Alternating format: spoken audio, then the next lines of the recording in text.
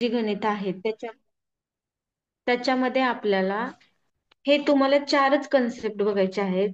जर गणितात पुढील प्रकारे शब्द आले असतील तर तिथे आपल्याला चिन्ह काय वापरायचे, तर आपल्याला समीकरण कसं बनवायचे, आपल्याला इक्वेशन कसं फॉर्म करायचे, ह्याच फक्त गोष्टी चार फक्त लक्षात ठेवा. जर गणितात पुढील प्रकारे शब्द आले असतील तर पुढील प्रकारे शब्द आले असतील म्हणजे कोणते शब्द आले असतील? जर गणितामध्ये तर, असता, केल्यास, अशा प्रकारे हा, ही, हे हे जर एवढे शब्द त्या इक्वेशन मध्ये आले असतील, गणितामध्ये आले असतील, तर आपण ते गणित फॉर्म करताना किंवा ते समीकरण बनवताना बरोबरचं चिन्ह द्यायचंय, त्याच्या पुढे बरोबरचं चिन्ह द्यायचंय, किंवा ते गणित आपण सॉल्व्ह करताना ते ह्या जे आपण हे वाक्य किंवा शब्द आले असतील तिथे आपल्याला इज इक्वल टूचं चिन्ह द्यायचं. किंवा दुसऱ्या पॉइंट मध्ये आहे वर्षानंतर किंवा पेक्षा जास्त, मिळवले, वाढवले, वाढवले, जास्त झाले, असं जर आपण शब्दांमध्ये आला असेल तर तिथे अधिक किंवा ऍड करायचे आपल्याला. कमी म्हटला असेल, वजा केलेला असेल, वगळलं म्हटलेला असेल किंवा वर्षापूर्वी म्हटलेला असेल तर आपल्याला तिथे वजा करायचे. ह्या गोष्टी लक्षात ठेवा किंवा डोक्यामध्ये ठेवा, म्हणजे तुम्हाला गणित करताना अवघड जाणार नाही. जे वयाची जी सम्स आहेत त्याला तुम्हाला अं, असं डिफिकल्ट वाटणार नाही, सोपे होते. कारण कारण ह्या चार प्रकारचे सम्स असतात एक्झाम मध्ये. चा, ची, चे, च्या हे जर असेल तर आपण मल्टिप्लाय करायचे शब्द. म्हणजे सपोज आपल्याकडे मी फॉर एक्झाम्पल तुम्हाला एक गणित सांगते की हे आपण कसं यूज करायचे त्याच्यामध्ये. जे मी तुम्हाला आता सांगितले की जर गणितात पुढील प्रकारे असे शब्द आले आणि त्याच्या पुढे कोणतं चिन्ह वापरायचे, हे मी तुम्हाला फक्त ट्रिक नुसार सांगितले. पण जर आपल्याला सोपे सोपे गणित, म्हणजे मी तुम्हाला एक टर्म समजवण्यासाठी एक सोपं गणित सांगते बघा. जर ए चे वय ए चे वय बी च्या दुप्पट आहे. काय सांगितले? बी च्या. ए चे वय बी च्या. च्या म्हटल्यानंतर काय करायचंय?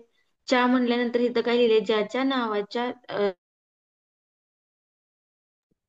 एक्स मान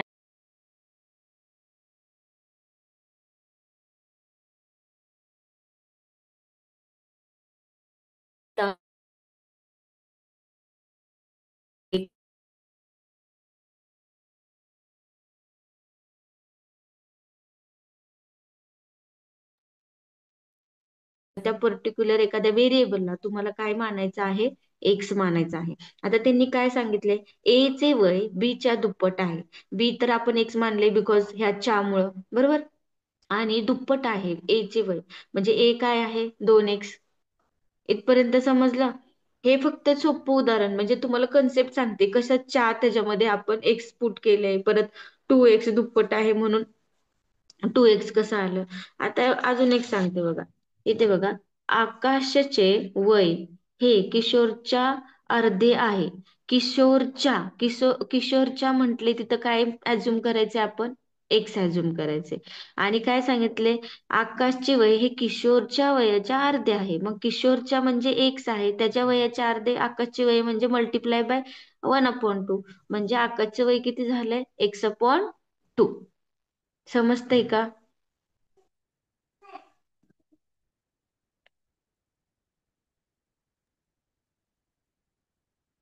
हो.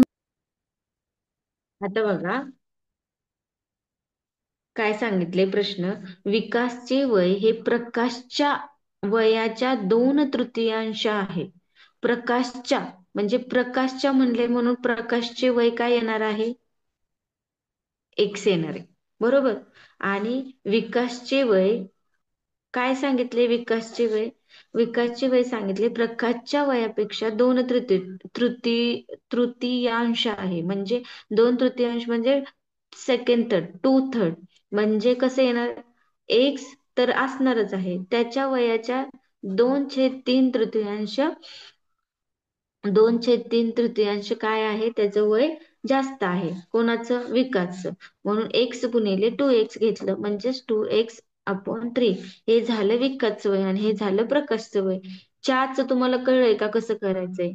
बघा आता सागरचे वय त्याच्या आईच्या वयाच्या 2/5 पट आहे. काय सांगितलंय त्यांनी?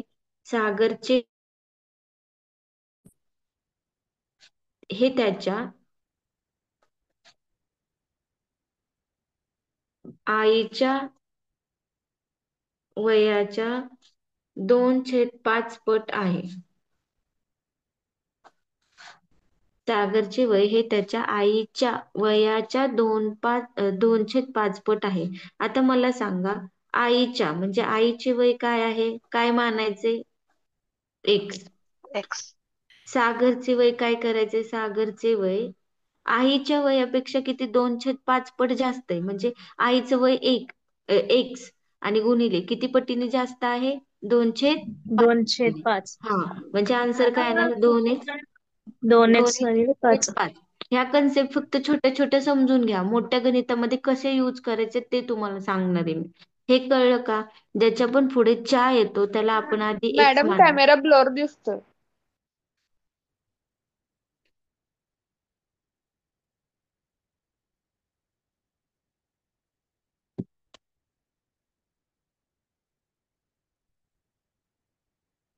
दिसतंय का आता व्यवस्थित?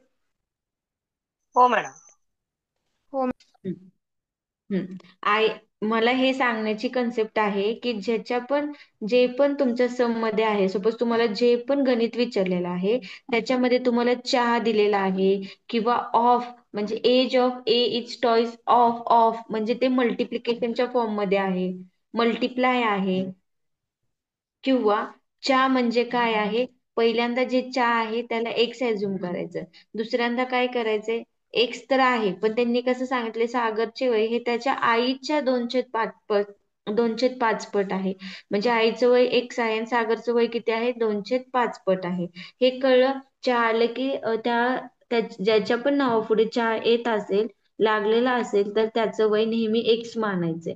हा पहिला इम्पॉर्टंट पॉइंट झाला. आणि दुसरं तुम्हाला मी काय सांगितलं, जे पण इक्वेशन मध्ये जे पण इक्वेशन मध्ये तुम्हाला भेटत असेल, जर गणितात पुढील प्रकारे तुम्हाला शब्द आले असतील तर, असता, केल्यास, अशा प्रकारे, हा, ही, हे जर असेल तर तिथं इज इक्वल टूचं साईन येणार आहे. वर्षानंतर, पेक्षा, जास्त, मिळवले, वाढवले तर तुमच्याकडे अधिकचे चिन्ह येणार आहे. वर्षापूर्वी, पेक्षा, कमी, वजा, केले, वगळले असं काय आलं तर वजाचं चिन्ह येणार आहे. आणि चा, ची, चे, च्या आलं तर मल्टिप्लिकेशनचा साईन येणार आहे. आता बघा, एक एक्झाम्पल घेऊया मॅडम आपण. मॅम ब्लर ह्याचा दिसतोय मॅडम. स्क्रीनशॉट काढतो ना, त्या चार्टचा स्क्रीनशॉट घेतो मॅडम. पण नाही, ब्लर आहे खूप. खूपच ब्लर दिसतोय मॅडम. होय का? म्हणजे काय लिहिलं तेच कळना झालंय. बरं ठीक आहे, मी फोटो सेंड करते सरांजवळ. ठीक आहे मॅडम. पण मी जे बुक मध्ये लिहिते ते कळतंय का तुम्हाला?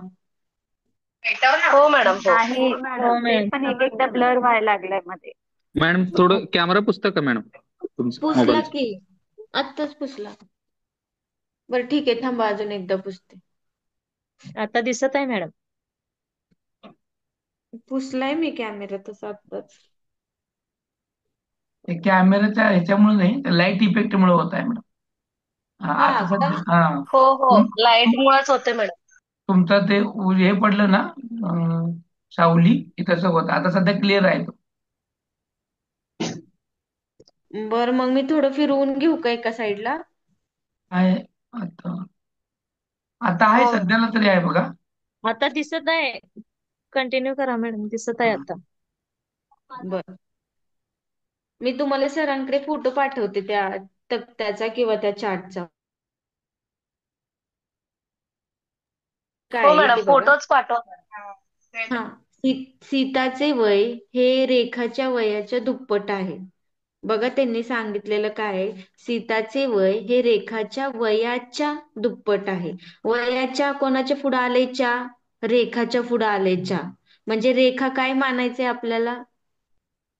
X. X. X mark. X मानायचे. म्हणजे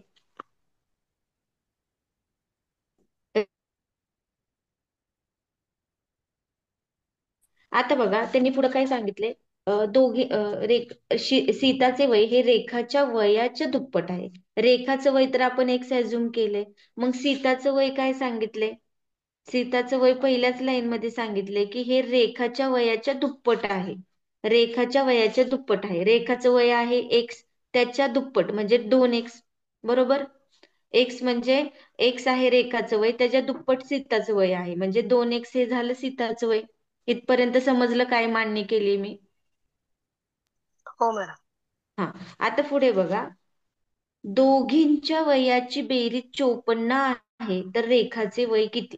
आता दोघींच्या वयाची बेरीज 54, दोघींच्या वयाची म्हणजे हे झालं एक्स रेखाचं वय अधिक सीताचं वय किती झालं 2x. दोघींच्या वयांची बेरीज किती सांगितलेली आहे? 54. 54. दोघींच्या वयांची बेरीज किती सांगितलेली आहे? 54. मग हे इक्वेशन आलेलं आहे किंवा हे समीकरण आलेलं आहे ते आपल्याला सोडवता येतं सगळ्यांना, बरोबर आहे ना? मग कसं सोडवणार? x अधिक 2x किती झाले? एक्स एक्स 3x 3x बरोबर 54. 54. x बरोबर 54 भागिले 3. 3. मग ह्याला भाग 18. घालवायचे. हा, किती 18 येणार उत्तर भाग? येते. 18. x बरोबर 18. किती घालवला भाग घालवला 3 आणि 3 एक 3, हातच्या आली तर 2, 3 8 24 म्हणजे एक्स बरोबर 18 आले. आता बघा इथपर्यंत आन्सर संपलंय का आपलं? नाही. तिथं काय सांगितलंय त्यांनी आपल्याला? रेखाचं वय विचारलेलं आहे की रेखाचं वय किती आहे. एक्स ची व्हॅल्यू आलेली आहे 18. मग रेखाच्या पुढे एक्स आहे, एक्सच्या तिथं आपण 18 टाकायचं म्हणजे रेखाचं वय आहे 18 वर्ष. आणि सीताचं वय किती येणार मग? 2 गुणिले 18, 18 दुनी 36. 36 वर्ष. 36. सीताचं वय काय विचारलेलं नाही पण सांगते तुम्हाला कसं काढायचंय. रेखाचंच वय विचारले मग ते आलं 18 वर्ष. इथपर्यंत समजलं कसं केलंय आपण गणित ते? सोपं आहे. फक्त ते हो हो. फक्त त्यांनी सेंटेन्स मध्ये कसं दिलंय ते आपल्याला ह्या मांडणी करता आली पाहिजे, ही मांडणी करता आली पाहिजे, मग आपण सगळं काढू शकतो. जर ही मांडणी नाही करता आली तर आपल्याला आन्सर काढता येणार नाही. ओके. पण एवढं फक्त ट्रिक लक्षात ठेवा, जे पण तुम्हाला मोठ्यातलं मोठं गणित असू द्या, ज्याच्या पण नावाच्या पुढे चा येईल. आता सपोज गणितामध्ये 3-4 वेळा असं विचारले चा, ह्याचा पण चा, त्याचा पण चा, तर शेवटी शेवटी जे वाक्य सुरू झाल्यापासून शेवटी जो चा येतो तिथं त्या सेंटेन्सला किंवा त्या व्हेरिएबलला किंवा त्या नावाला एक्स मानायचे. तसं जर उदाहरणामध्ये आलं तर मी तुम्हाला दाखवते. पण हे जे सेंटेन्स आहे ते कसं यूज करायचं? अधिक सांगितलं आहे तर अधिक केलेलं आहे, दुप्पट सांगितलं तर मल्टिप्लाय बाय 2 केलेलं आहे. आता त्यांनी सांगितलं दोघींच्या वयांची बेरीज ही 54 आहे म्हणजे दोघींचं वय म्हणजे काय? x अधिक 2x बरोबर 54 असं केलंय. आता दुसरं उदाहरण बघूया. किरणचे वय किरणचे वय हे अक्षयच्या वयापेक्षा 8 वर्षांनी जास्त आहे. किरणचे वय हे अक्षयच्या वयापेक्षा 8 वर्षांनी जास्त आहे. जर अक्षयचे वय हे किरणच्या वयाच्या 3/5 पट असेल तर दोघांची वय किती? बघा, परत एकदा क्वेश्चन रीड करते. जर किरणचे वय हे अक्षयच्या वयापेक्षा 8 वर्षांनी जास्त आहे, जर अक्षयचे वय हे किरणच्या वयाच्या 3/5 पट असेल तर दोघांची वय किती?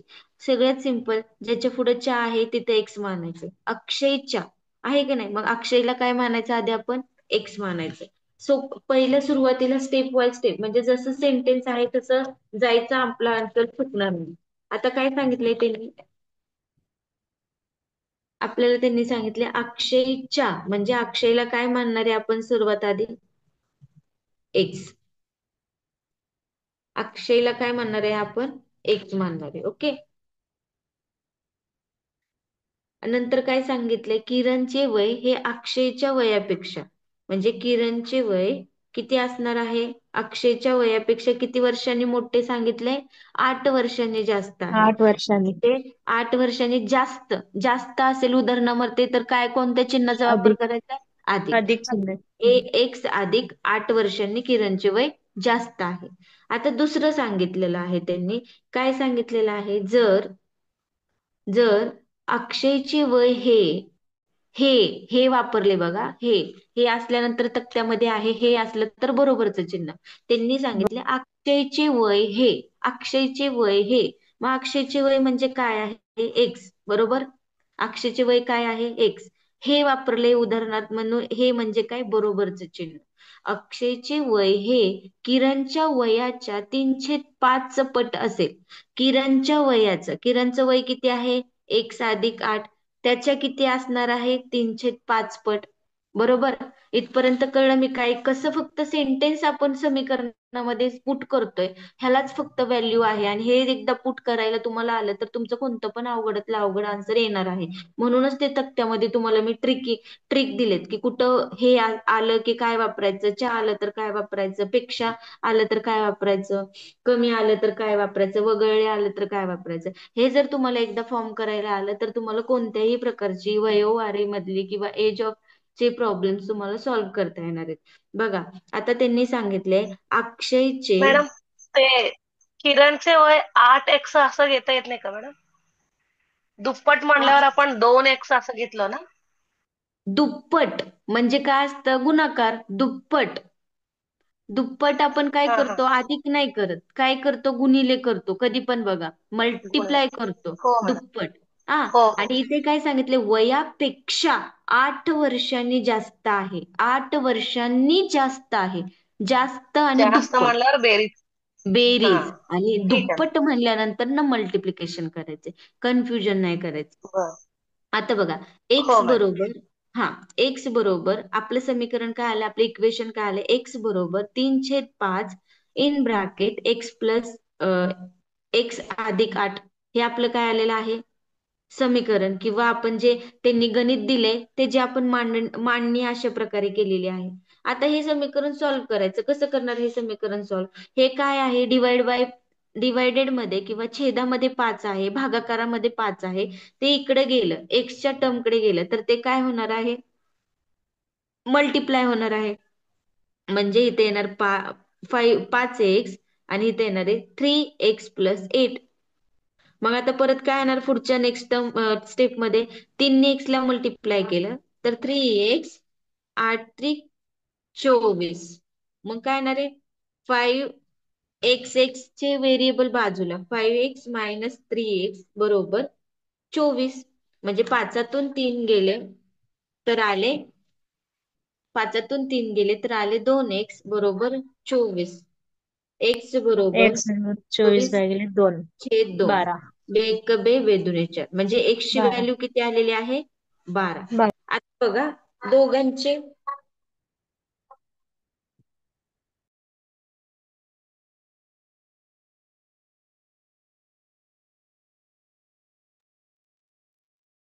आता एक्सचं वय आपल्याला एक्स ची व्हॅल्यू आलेली आहे 12. आपल्याला प्रश्नामध्ये काय दिलेलं आहे? तर दोघांची वये किती? मग अक्षयचं वय किती येणार आहे?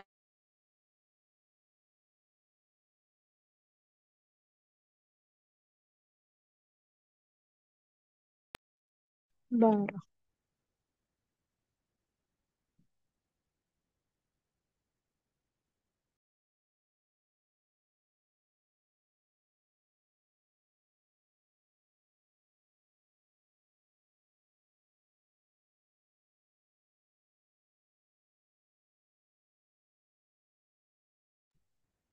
आवाज येत नाही मॅडम.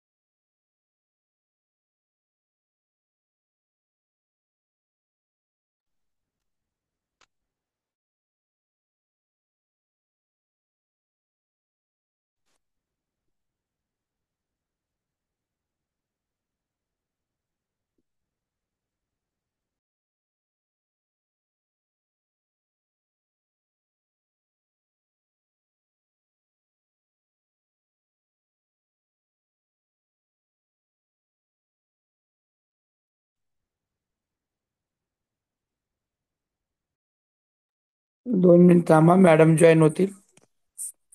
2च मिनिट वेट करा. मॅडम आहेत सर, आवाज येईन झालाय त्यांचा. नाही, त्यांचा मोबाईल जरा हे केला. फ्लाईट मोडला टाकलाय आणि परत चालू केलाय. रिजॉईन होत आहेत मॅडम.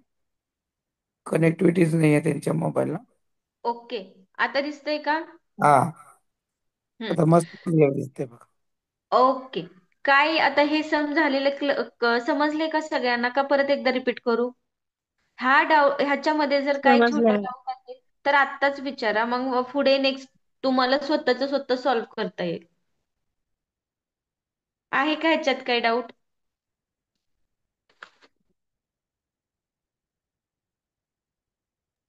अजून एकदा थोडक्यात समजावून सांगा ना.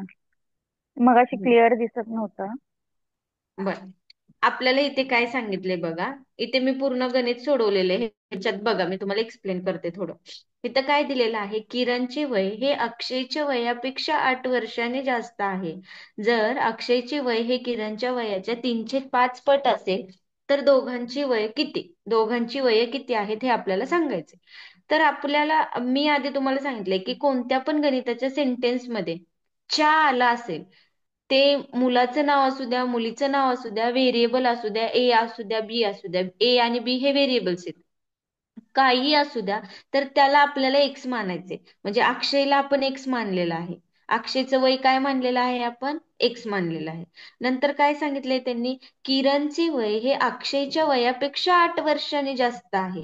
म्हणजे किरणचे वय, अक्षयचं वय आहे एक्स आणि किरणचं वय त्याच्यापेक्षा 8 वर्षांनी मोठं, म्हणजे x+8 हे किरणचं वय झालं. हे आपण असं मानले. ओके, x+8 आणि x. परत काय सांगितलंय बघा, जर अक्षयचे वय हे हे असेल, वाक्यामध्ये हे असेल, तर बरोबरचं चिन्ह असणार आहे. पण कोणाला बरोबरचं चिन्ह द्यायचंय? त्यांनी काय सांगितले, अक्षयचे वय लिहिले एक्स आणि हे म्हणजे बरोबरचं चिन्ह. किरणच्या वयाच्या 3/5 पट आहे. मग किरणचं वय आहे x+8 आणि त्याच्या वयाचे किती पट आहे? 3/5 पट आहे. म्हणजे एक्स बरोबर 3/5 ब्रॅकेटमध्ये x+8 हे आपण असं समीकरण बनवलंय, बरोबर. आता ह्या समीकरणाला आपल्याला सॉल्व्ह करायचे, नेहमी ज्या पद्धतीने सॉल्व्ह करतो. आता छेदामध्ये आहेत 5, म्हणजे डिवायडेड म्हणजे भागाकार मध्ये 5 आहेत, इकडे गेले एक्सच्या साईडला गेले तर ते काय होणार आहे? मल्टिप्लिकेशन, गुणाकार मध्ये जाणार आहेत. म्हणजे हे भागाकार इकडे गेल्यानंतर आले गुणाकार, म्हणजे 5x बरोबर 3 दुसऱ्या कंसात x+8. हा, हे जे आहे ब्रॅकेटच्या बाहेर 3, ह्या 3नी आतमध्ये मल्टिप्लाय केलं. 3x अधिक 8×3 = 24 आणि 5x आहे तसेच. जर आपण एका एका साईडला x च्या टर्म घेतल्या आणि एका साईडला नंबरिंग घेतलं, म्हणजे 5x मायनस हे +3 इकडे -3x झाले, 24 इथेच राहिले. मग 2x बरोबर 24. म्हणजे जर आपल्याला x ची व्हॅल्यू काढायची, 2 हे मल्टिप्लाय आहे, इकडे गेल्यावर होणार डिवाइड, म्हणजे बे एक बे, बे दोन्ही 4, x ची व्हॅल्यू आलेली आहे 12. जर x ची व्हॅल्यू आपल्याला 12 भेटलेली आहे, म्हणजे अक्षयचं वय x मानले आपण. मग अक्षयचं वय x मानले म्हणजे x बरोबर किती किंमत आलेली आहे? 12 वर्ष. म्हणजे अक्षयचं वय x आहे तर त्याचं आलेलं आहे 12 वर्ष आणि किरणचे वय आहे x+8, मग त्याचं आन्सर आलेलं आहे एक्सच्या तिथं 12 पुट करायचे, अधिक त्याच्यामध्ये 8 मिळवायचे आणि त्याचं किरणचं वय आलेलं आहे 20 वर्ष. अशा प्रकारे ही गणित सोडवायचे. समजलं का? मॅडम, जर x = 2/4 असेल तर एक्स, टू परत एकदा अपॉन बोल. एक्स हा आता x = 3/5, हा, त्या जागी 2/4 असेल तर म्हणजे इथं का 3/4, इथं 3/5 तिथं म्हणताय का? हो हो हो, तिथंच. तिथं भाग घालत 2/4. आहे.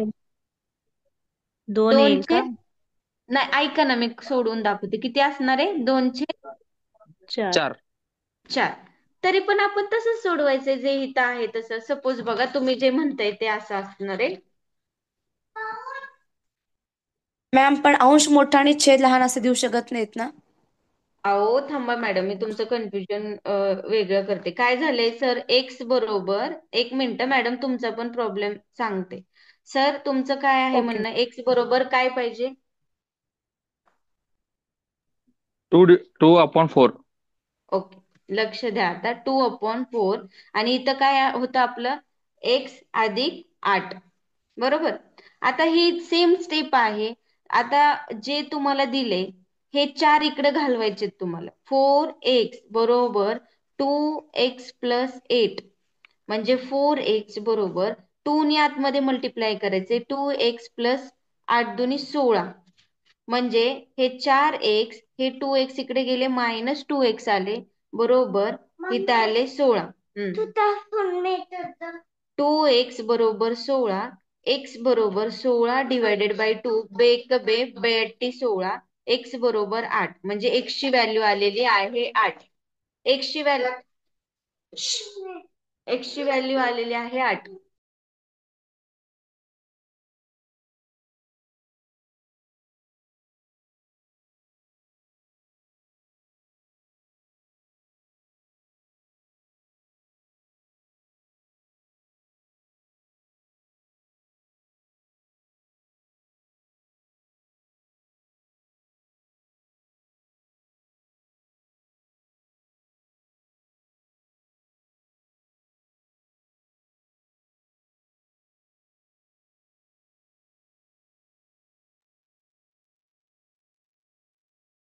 x बरोबर किती आलेले आहे 8 आलेले आहेत.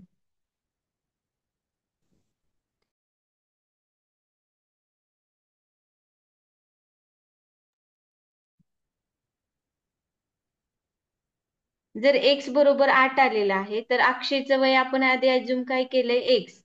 अक्षयचं वय आपण अज्युम केलेलं x. मग काय येणार आहे x म्हणजेच काय आहे 8 वर्ष येणार अक्षयचं वय आणि किरणचं वय किती येणार आहे x अधिक 8 x अधिक 8 म्हणजे 8 अधिक 8 किती येणार आहे 16 वर्ष. 16. आता सरांचा जो डाऊट होता ना इथं तुम्हाला कोणती पण संख्या विचारू द्या.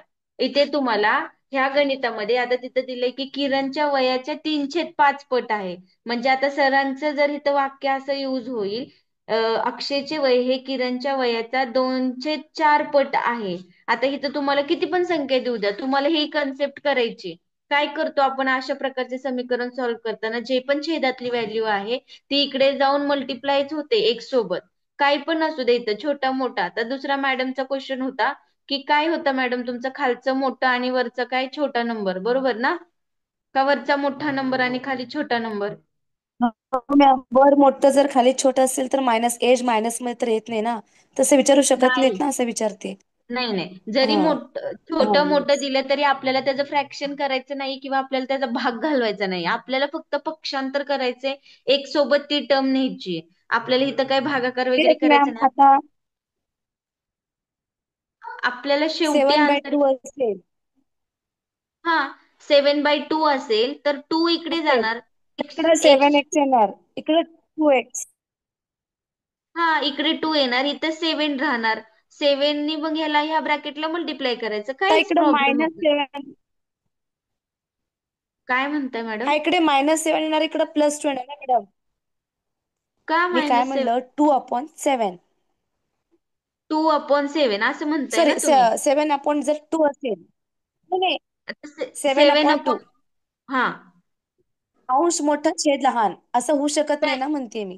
नाही नाही काही प्रॉब्लेम नाहीये त्याला मायनस हा वगैरे काही घ्यायचं नाहीये. मल्टिप्लाय इकडे मल्टिप्लाय होणार आहे. टू टू हे डावीकडे तेच की जाऊन एक सोबत मल्टिप्लाय होणार आहे. असं काही डोक्यात आणू नका. ही वेगळी कन्सेप्ट चालली फ्रॅक्शनची वेगळी कन्सेप्ट होती.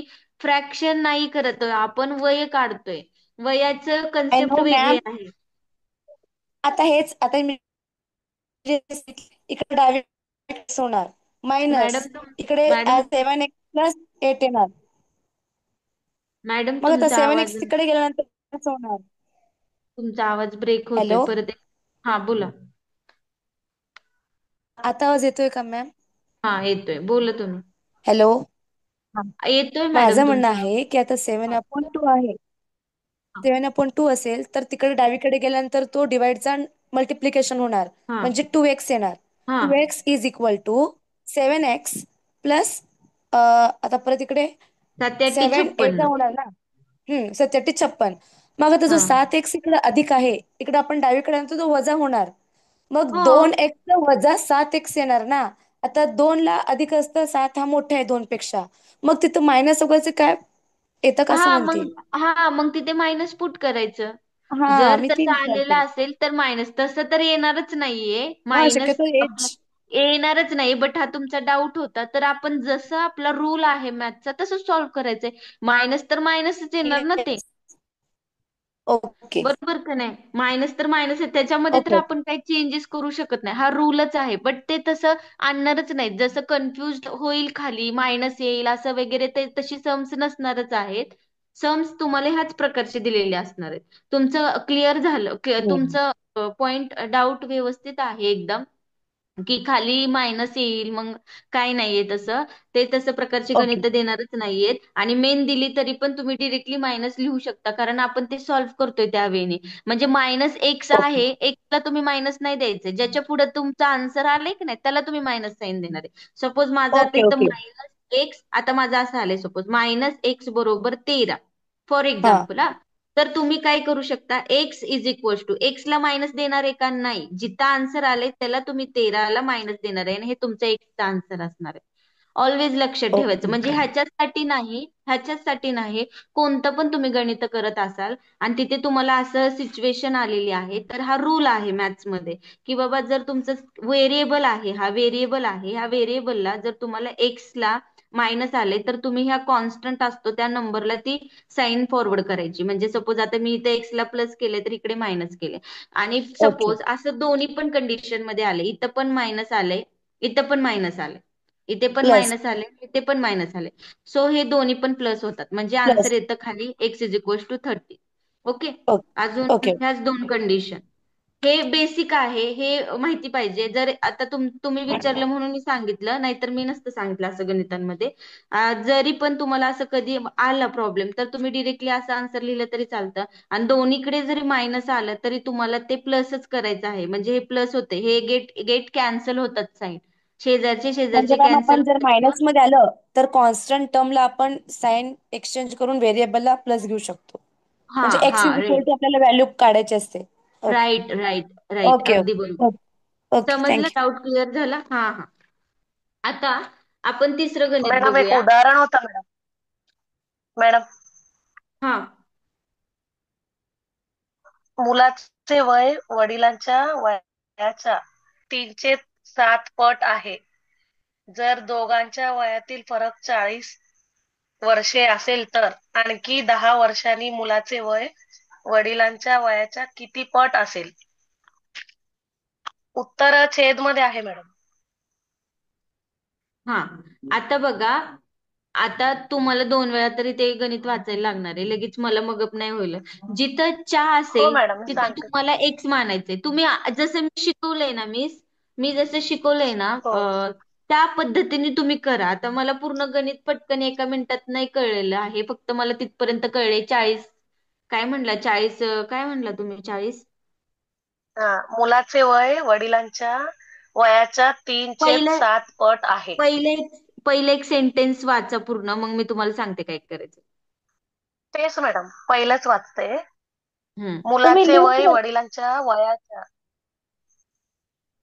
वडिलांच्या वयाच्या, तर वडिलांचे वय एक्स मानू. एक्स मानायचं. दुसऱ्या स्टेप मध्ये मुलाचं वय काय सांगितलं, वडिलांच्या आता पुढचं वयाच्या सेंटेन्स वाचा. हं, पहिलं वाचते मॅडम. मुलाचे वय वडिलांच्या वयाच्या 3/7 पट आहे. ते उत्तर छेदामध्ये आलंय म्हणून विचारले मॅडम. बर ठीक आहे, तुम्ही आत्ता आत्ता जे सरांकडे सेंड करा ते, मी तुम्हाला हे लेक्चर झाले की मग आपण सॉल्व्ह करूया ते. ओके. बरं, ठीक आहे मॅडम, चालेल. नाही हो सोडवूया, आत्ताच सोडवूया. कारण बरोबर आहे तुमचं. ते शेवटचं जे दिलंय ना तुम्हाला, जे शेवटी पट दिलीये ना, त्याच्यामुळे ते आन्सर छेदामध्ये हं, आलेलं आहे. पट दिलीये ना हो शेवटी, मॅडम, जे त्याच्यामुळे त्याच्यामुळे ते आन्सर छेदात आलेलं आहे. ते सांगेल, ते फक्त असंच आहे. हो हे सोपेच कॅल्क्युलेशन आहेत, फक्त तुम्हाला ते कन्फ्युज झालं असेल कुठंतरी. आता हे शेवटी, आता सपोज इथं माझं 16 वर्ष आलंय, तर त्यांनी काय सांगितले, हे किरणचं वय हो 16 वर्ष आलंय, तर त्यांनी काय सांगितले शेवटी किती पट असेल ना, का 3-4 पट आहे, काय काय म्हंटल तुम्ही आणि सेंटेन्स. जर दोघांच्या वयातील फरक 40 वर्षे असेल तर आणखी 10 वर्षांनी मुलाचे वय, असं आहे मॅडम. आणखी आणखी वापरले. आणखी 10 वर्ष म्हणजे काय येणार त्याच्यात, ते काय पण आन्सर येईल त्याच्यात अधिक 10 वर्ष करायचे. जे पण आन्सर येईल त्याच्यामध्ये अधिक 10 वर्ष करायचे. म्हणजे तुम्ही सरांकडे व्यवस्थित क्वेश्चन पाठवा, आपण ते व्यवस्थित स्टेप वाईज सोडवूया. ठीक आहे मॅडम, चालेल. हम्म. आता तुम्हाला एक दुसरे एक हे सांगायचं होतं. सपोज लक्षातून गेला आता माझ्या, काहीतरी सांगायचं होतं तुम्हाला, एक पॉइंट सांगायचा होता महत्वाचा, की ट्रिक होती, की आता कसं मगाशी सांगितलं हे मायनस मायनस असेल की प्लस, आता गेलं लक्षातून, काय सांगायचं होतं.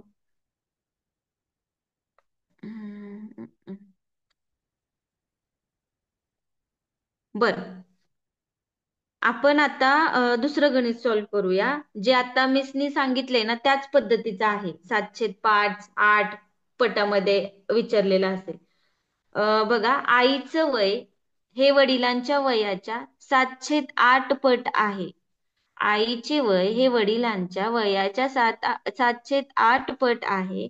दोघांच्या वयांची बेरीज जर 75 वर्ष असेल तर आई वडिलांची 4 वर्षापूर्वीची अनुक्रमे वय किती? आता मगाशी मॅडमनी सांगितलेलं पण गणित थोडं ह्याच प्रकारे आहे. कोणती पण गणित त्याच्यामध्ये फक्त मी तुम्हाला तक्ता दिलाय, तो टेबल दिलाय ना, तेच फॉलो करायचं. तुम्हाला किती पण अवघड सम असेल ना तरी तुम्हाला ते सॉल्व्ह होणार आहे. बघा, सुरुवातीला काय सांगितलंय त्यांनी,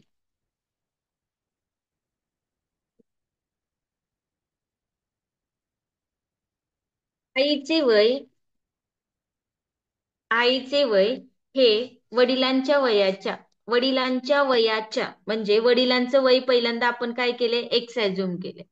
मग काय सांगितले, आईचे वय बघायचं. आता आईचे वय हे वडिलांच्या वयापेक्षा किंवा वयाच्या 7/8 पट आहे. म्हणजे 7/8 पट हे वडिलांच्या वयापेक्षा आहे. म्हणून मी डायरेक्ट इथं 7x/8 केले. म्हणजे 7/8 मल्टिप्लाय बाय एक्स आहे, तेच डिरेक्टली 7x/8 केले मी. ओके, दुसरं काय सांगितलंय बघा. आता काय सांगितलंय गणितात, जर दोघांच्या वयांची बेरीज 75 वर्ष, दोघांच्या वयांची बेरीज म्हणजे वडिलांचं पण वय एक्स, आईचं वय 7x/8, ह्या दोघांची बेरीज किती आहे, 75 वर्ष. ह्या दोघांची बेरीज किती सांगितलेली आहे, 75 वर्ष. ओके, मग ह्या दोघांची वयांची बेरीज 75 वर्ष आहे.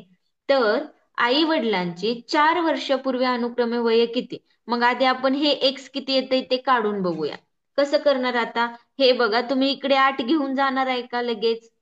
नाही, हे 8 इकडे घेऊन जायचे नाहीत. बिकॉज हे पूर्ण आहे, हे पूर्ण गणित आहे. हे पूर्ण सॉल्व्ह केल्याशिवाय ह्या 8ला इकडे हलवायचं नाही. म्हणजे सगळ्यात आधी आपल्याला हे सॉल्व्ह करायला लागणार. मग स्टेप मध्ये आन्सर येऊन आपण ते 8 इकडे हलवणार आहे. डिरेक्टली 8ला इकडे न्यायचं नाही, ही चूक करायची नाही. आता ह्याच्या खाली काही नाहीये म्हणजे 1 आहे, तिरकस गुणाकार करायचं. 8 गुणिले एक्स 8x अधिक 7x छेद खाली 1 आहे, 7 × 1 7x अपॉन 8 × 1 = 8. 8ने जर x ला मल्टिप्लाय केलं तर 8x आलं, अधिक 7ने जर एकाला मल्टिप्लाय केलं तर 7x आलं, छेदामध्ये 8 × 1 = 8, बरोबर किती आले, 75. बरोबर आले 75. आता बघा, 75 दिलेलं आहे का मॅडम क्वेश्चन मध्ये? हा, 75 वर्ष दिलेलं आहे. काय सांगितले बघा, आईचं आणि वडिलांचं वय आहे त्यांची बेरीज 75 वर्ष असेल तर आई आणि वडिलांचे 4 वर्षापूर्वीचे अनुक्रमे वय काढायची. 4 वर्षापूर्वीची अनुक्रमे वय काढायचे. त्यामुळे आपल्याला आधी एक्सची मायनस किंमत, करायचे 4 मग. आधी एक्स आपल्याला नंतर मायनस करायचे, पण आधी एक्सची व्हॅल्यू आल्याशिवाय मायनस नाही ना करता येणार. मग एक्सची व्हॅल्यू आधी काढून घ्यायची. मग एक्सची व्हॅल्यू कशी काढणार आहे, 8x आणि 7x किती आले, 15x. 15x आणि हे छेदात 8 बरोबर 75. मग काय होणार आहे, जर मला इथं 15x घ्यायचं असेल तर हे 75 गुणिले 75 8 हे भागिले भागिले 15. 8 इकडे होणार गुणिले 8, बरोबर. आता मला फक्त एक्स इथं ठेवायचं, इथं मल्टिप्लाय आहे, इकडे गेल्यावर काय होणार आहे, तो डिवाइड मध्ये भागिले होणार आहे. 15 × 1 = 15, 15 × 5 = 15 75. 75. म्हणजे x 40. = x 45 ते 40. 40. x ची व्हॅल्यू आलेली आहे 40. म्हणजे वडिलांचं वय किती असणार आहे?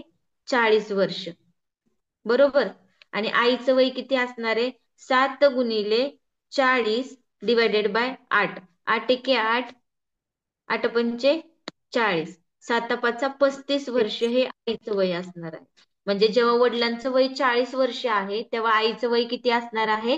35 वर्ष. आता काय सांगितले? आता वडिलांचं आई 36 आणि आईचे 31 येणार.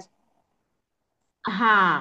मग आता त्यांनी काय सांगितलं? आई वडिलांचे 4 वर्षापूर्वीचे अनुक्रमे वय काढायचे आपल्याला. मग आईचं आत्ताचं वय किती आहे? 35. हा. त्याच्यामधून किती वजा करायचे? 4 वर्षापूर्वीचे बोललेत. मग पूर्वीचे म्हणजे काय? 35 वजा 4 म्हणजे किती आले? 31. म्हणजे आईचं 31. वय आलेलं आहे 31. 31. आणि वडिलांचं वय किती आहे? 40 वजा 36. 4 म्हणजे 36. आता बघा पर्याय 36. क्रमांक कसे दिलेले असतात तुम्हाला सांगते. एक अजून लक्षात आले तर आता सांगते मी तुम्हाला. पर्याय क्रमांक कसे दिलेले असतात? जर तुम्हाला असं असेल 36 आणि 31, दुसरा असेल पर्याय 31 आणि 36, तर तुम्ही कोणता लिहिणार आहे? दोन्ही पण सेम आहेत. पण आपल्याला प्रश्नामध्ये आधी विचारले आई आधी वडिलांची. सवयच आई टाकला. आई वी वडिलांचं वी विचारले म्हणजे आईचं आधी लिहायचं, वडिलांचं नंतर लिहायचं. लक्षात ठेवा. वडील आणि आई विचारला असेल तर 36 31 आलं असतं. पण आई वडील विचारले, पहिला सेंटेन्स मध्ये वाक्यामध्ये आधी आई आहे आणि मग वडील आहेत म्हणून 31 36. हे पण एक पॉइंट आहे आन्सर टिक करण्यासाठी, की आपल्याकडून घाई गडबडीत आपण करतो. 36 31 आले आपलं बरोबर आन्सर, पण ते बरोबर आहे का? नाही. सुरुवातीला आपल्याला विचारलंय आई, नंतर विचारलंय वडील, म्हणून आधी आईचं वय टिक मग वडिलांचं. म्हणजे पर्याय कोणता आहे ते करेक्ट बघूनच टिक करायचं. जरी पण हे तुम्हाला व्यवस्थित सॉल्व्ह करता येत असेल तरी पर्याय निवडताना व्यवस्थित डोळ्या उघडे ठेवूनच व्यवस्थित टिक करायचंय. ओके. म्हणजे समजलं? चूक तुम्ही करायची आपण नाही. आधी आता वडिलांना एक सपोज केलं होतं, आईचं जे ते एक्स प्लस असेल जे काही असेल, पण आन्सर टिक करत असताना आपण आधी ऍज अ एक्स म्हणून 36 आधी आणि 31 नंतर टिक करू शकत नाही का? सॉरी मॅडम, मला कळालं नाही. परत एकदा बोला ना. मला असं म्हणायचंय की आई वडिलांचं वयाचं क्वेश्चन आहे. वडिलांचं हम्म वय आपण सुरुवातीला एक्स मानलंय. आईचं हे हम्म वडिलांच्या वयापेक्षा आपण जे काय असेल ते एक्स त्याच्यामध्ये ऍड केलंय. मग जेव्हा फायनल हम्म. आन्सर येतं आपण वडिलांचं एक्स मानलेलं असतं. मग आता ऑप्शन ए 36 हे आपण चूज करू शकत नाही का, असं विचारायचं होतं. नाही मॅडम, मी काय सांगते एकदम सोपी ट्रिक आहे, एवढं लक्ष ठेवण्याचं नाहीये. सिरीज मध्ये गणितामध्ये जर असं म्हटले आई वडिलांची 4 वर्ष, आई वडिलांचे विचारले म्हणून आधी आईचं वय यायला पाहिजे, म्हणजे 31 आणि 36 असं यायला पाहिजे. इकडचं काय मॅटर करत नाही सॉल्व्ह केलेलं, फक्त क्वेश्चन मध्ये मॅटर करतंय. जर इथं मला विचारले वडिलांचं आणि आईच्या वयाची वडिलांच्या आणि आईच्या वयांच्या अनुक्रमे वय किती, तर पहिलं वडिलांचं येणार 36 वर्ष, नंतर येणार 31 वर्ष. जे पण गणितामध्ये दिलंय ना, वाक्य जसं दिलंय तसं आन्सर यायला पाहिजे. वाक्यामध्ये आधी आई आहे नंतर वडील आहेत, मग आईचं वय 31 वडिलांचं वय 36, तोच पर्याय क्रमांक आपला सिलेक्ट करायचा 31 36चा. 36 ओके. 31 बरोबर असणार आहे का आपलं? नाही 36. रॉंग असणार आहे. 36 31 आपलं बरोबर नसणार आहे. जरी उत्तर बरोबर असलं तरी त्यांचा क्रम बरोबर नसणार आहे. समजलं का? म्हणजे मला सांगण्याचं एकच इंटेन्शन आहे, जसं तुमचं गणित आहे तसं जरी तुमचा आन्सर बरोबर आहे आणि गडबड गोंधळ मध्ये तुम्ही 36 31 बरोबर आहे आपलं टिक केलंय तिथं किंवा तिथे सर्कल केलंय जे पण आहे, तर ते आन्सर चुकणार आहे. जिथं क्वेश्चन मध्ये बघायचं आई वडील दिले, वडील आई दिले, बहीण भाऊ दिले, भाऊ बहीण दिले, हे चेकआउट करायचं आणि त्या मानाने उत्तर त्या पर्यायांमध्ये क्लिक करायचं. ओके. ही तर गडबड होती म्हणून थोडंसं मी हिंट देऊन सांगितलं. क्वेश्चन पुढचा बघूया. समजलं मॅम ते नीट अशोक? पकडा ना, स्क्रीनशॉट घेतो. खालचं दिसत नाहीये. हा मी सरकवते ना वरती. हम्म.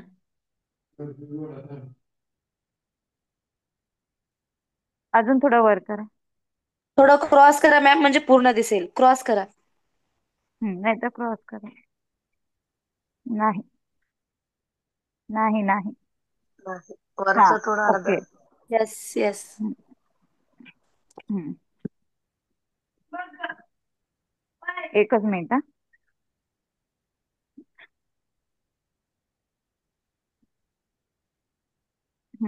Okay madam.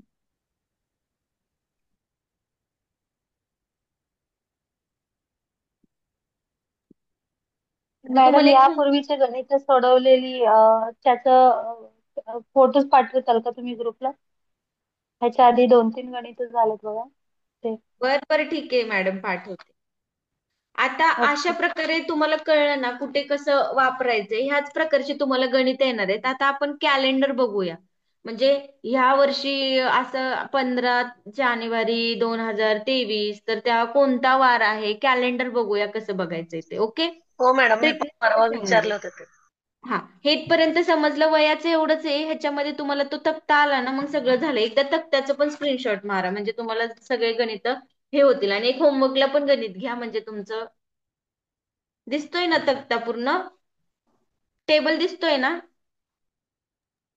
Yes clear blur ma'am. दिसतंय दिसतोय मॅडम. मॅडम.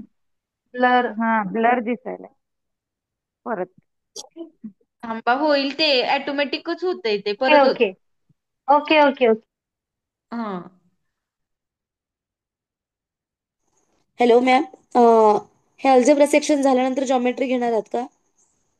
हो मॅडम, ऑब्विसली आता कॅलेंडर झालं की आपलं हे होईलच. आणि ते काय ओके. डेकामीटर, ते परिणाम वगैरे राहतील. परिमाणे नाही का, ते अंतर हा वगैरे मोजतं हा तेवढं हा हा. मेन्सुरेशन काळ फक्त वेग राहील. अंतर. मेन्सुरेशन झालं की मग आपण जॉमेट्रिकल कन्सेप्ट कडे जाऊया. मग हे आधी हम्म. मधी सगळं होईल मिक्सअप. एक म्हणजे एक वेळी जाऊया शिस्तीत. बर. आता हे झालं ओके. की झालं, मग कॅलेंडर झालं. एकदा ते मेन्सुरेशन झालं, मग पूर्ण टर्म जॉमेट्रीचाच राहतोय. ओके. कारण त्याच्यावर खूप जॉमेट्रीसाठी कन्सेप्ट येतात मॅम, तुम्हाला एक ट्रायंगल्सवर बेसिक भरपूर क्वेश्चन्स आहेत. तुम्हाला एक बेसिक सांगते. जॉमेट्रीसाठी 8वी 9वी 10वी भाग 2 जे गणिताचं पुस्तक आहे त्याच्यामध्ये ओके. प्रमेय आहेत.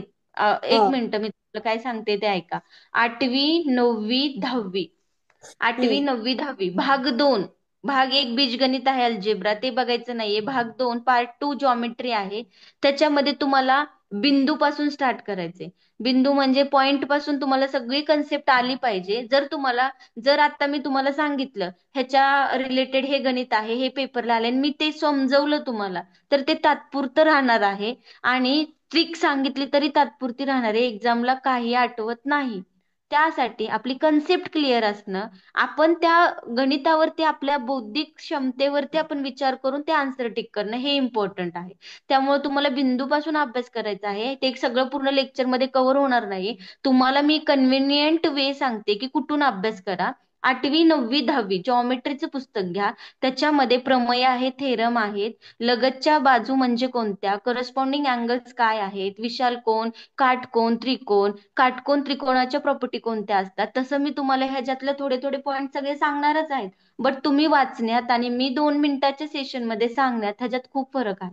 तुम्ही एकदा ते रीड करा. म्हणजे टॉपिक कमी आहेत. म्हणजे एवढं वास्ट सिलेबस नाहीये की तुम्हाला खूप पुस्तकं वाचायचे, असं काय नाहीये. हार्डली त्याच्यामध्ये 4-5 चॅप्टर आहेत. त्याच्यामध्ये तुम्हाला फक्त कन्सेप्ट बघायच्यात. की बाबा सर्कल आहे, सर्कलमध्ये डायमीटर, रेडियस, ह्या जॉमेट्रिकल कन्स्ट्रक्शन आहेत ते, किंवा कन्सेप्ट आहेत, ते फक्त क्लिअर करा. हे जर अल्जेब्राचं सेक्शन झालं की आपण ते कंटिन्यू करणार आहोत. मी तुम्हाला बेसिक पॉईंट सांगणार आहे, त्यात काही डाऊट नाहीये. बट मी तुम्हाला एक एक्स्ट्रा स्टडी मटेरियल साठी सांगते की 8वी 9वी 10वीचं तुम्ही एकदा चेकआउट करा. डोळ्याखालून घाला, रीड करा, बघा तुम्हाला ते जमतंय का, आणि तुम्हाला त्या कन्सेप्ट माहित असणं गरजेचं आहे. ओके. म्हणजे ज्यांना गणित नव्हता विषय, किंवा गणिताचा गॅप पडलेला आहे ज्या लोकांना, त्यांच्यासाठी मी सांगते. कारण मी आता तुम्हाला हे सांगितलंय, तुम्ही जे तुमचं आता जे एक्झाम आहे त्याच्यामध्ये तुम्हाला काय पाहिजे, तुम्हाला ह्याच्यामध्ये रिपिटेशन पण पाहिजे, रिव्हिजन पण पाहिजे. ऑटोमॅटिकली तुम्हाला येणार नाहीयेत कोणती पण सम्स, बरोबर ना.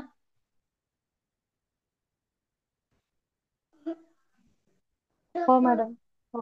हा, तर अभ्यास करताना मॅथ्स हा खूप छान विषय आहे. फक्त काय करायचंय, तुम्हाला सगळी गणित करत बसायचं नाहीये. तुम्हाला कन्सेप्ट माहिती पाहिजेत. आणि गणित तर तुम्हाला रिपीटेड, तुम्हाला सिरीज आहेत, किंवा तुमच्याकडे जे मी रिपीटेड क्वेश्चन जेवढं घेतले तेवढे केले ना, तरी पण रिपीटेड क्वेश्चन येतात. कशामध्ये काय सॉल्व्ह केलंय, कशामध्ये काय राहिलंय, कशाला ट्रिकी आहे. बरं ठीक आहे, मिळालं.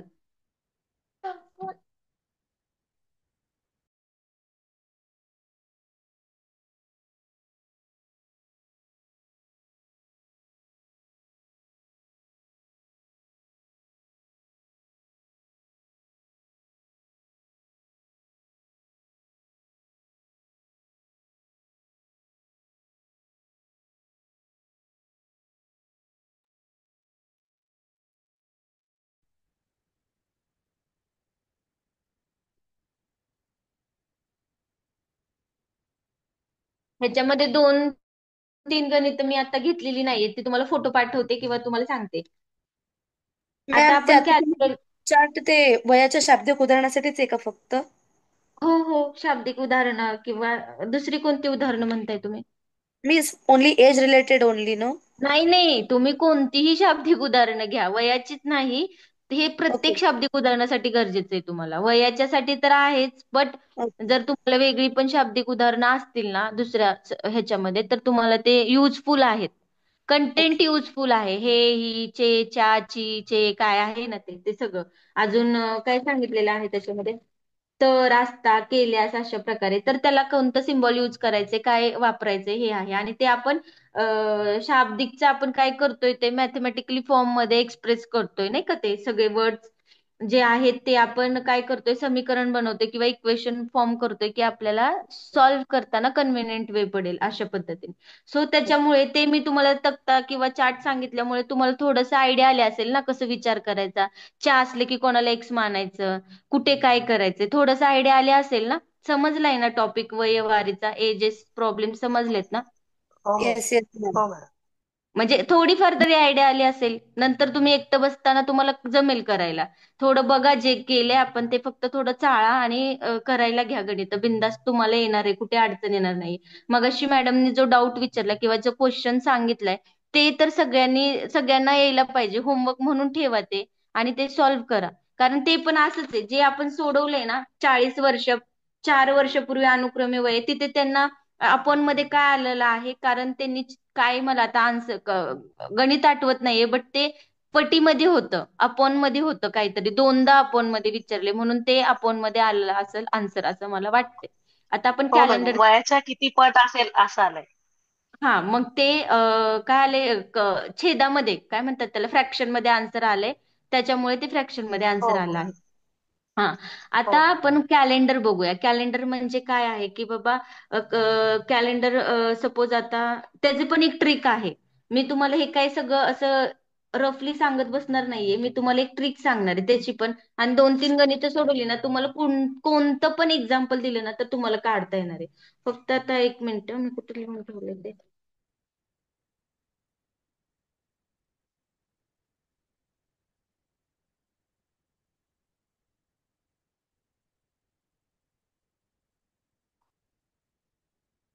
हा तक्ता तुम्हाला दिसतोय का? मी एक्सप्लेन करणार आहे. हे टेबल जो दिसतोय ना तुम्हाला, ब्लर दिसतोय ते पण सांगा मला, मी एक्सप्लेन करणार आहे तो आता. मॅम दिसतोय थोडं मॅम. इकडच्या साईडला हे करा. दिसतंय मॅडम, राहू दे. हा बस बस. हा, आता आता तुम्ही टेबलचं ऑब्झर्वेशन करा. इथं दिलेलं आहे पहिल्यांदा शतक, नंतर दिलेला आहे कोड, इथं दिलेला आहे रविवार, सोमवार, मंगळवार, बुधवार, गुरुवार, शुक्रवार, शनिवार आणि त्याचा कोड 0, 1, 2, 3, 4, 5, 6.